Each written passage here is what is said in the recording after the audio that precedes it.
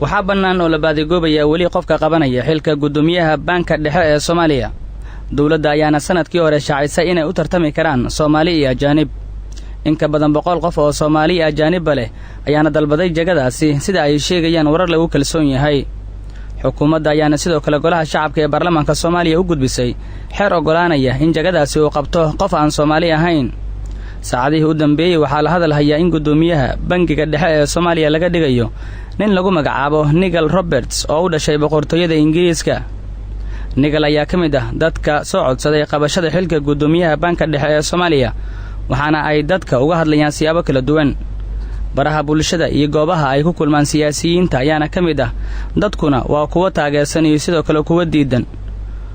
Nigel Roberts ee la hadal hayo in xilkaasi uu qabanayo waxa uu ku takhasusay dhaqaalaha beeraha sida ku xusan qoraal laga sameeyay taariikhdiisa, waxaana uu shaqadiisa ugu horeysay ka qabtay Banka Adduunka sanadka markuu ahaa 1981, isagoona Bangiga Adduunka kala taliyay wadamada Soomaaliya, Falastiin, Myanmar iyo kuwa kale.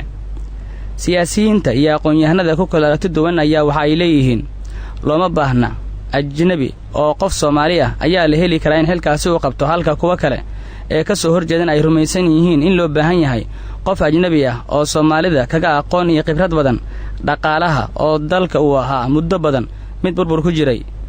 Xildhibaan Cabdirasaaq Axmed Maxamed Jindi waxa uu ka tirsan yahay golaha shacabka ee maanta kulan lagu horgeyn lahaa wax ka bedelka xeerka bangiga dhexe uu ka baaqday KNN ayuuna la hadlay.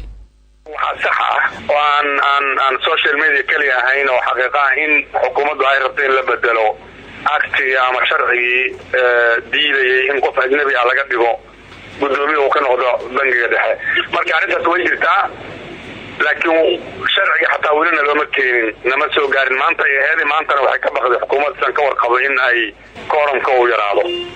aniga iyo xildhibaano badanba waxay qabaan arrinkaas muusan sax ahayn. guux badanaana ka jira golaha dhexdiisa iyo intaan ka warqabno shacabweynaha Soomaaliyeed. maxaa yeelay hadda shacabku wuxuu qaatir ka taagnaa kuwii wax ku bartay dalka dhexdiisa inaan in badan la qadarin in la qaato Soomaalida asalkooda Soomaali ee dibadahaas wax ku soo bartay oo xataa shahaadooyinkoodii qaab dhaqankoodii waxooda aanan la aqoonin. haddana inna loo kugu min ajnabi inuu adihii waaweynaa dalka uu madax ka noqdo xeerka dalkana ma ogolo. waana wax hadda shaar camal oo la tolanayo oo ay doonayso xukuumadda shaati leegan inay u tolato, ay doonayso inay iska bedesho waxay rabtaan ay samayso. laakiin arrintaas aniga iyo xildhibaano badanba ma qabaano inay sax tahay. waxaa isha lagu hayaa kulanka golaha shacabka ee baarlamaanka Soomaaliya maalinta Isniinta, kaasi oo lagu horgeynayo wax ka bedelka xeerka bangiga dhexe ee Soomaaliya, iyadoona sidoo kale laga warsugayo cidda noqon doonta guddoomiyaha bangiga.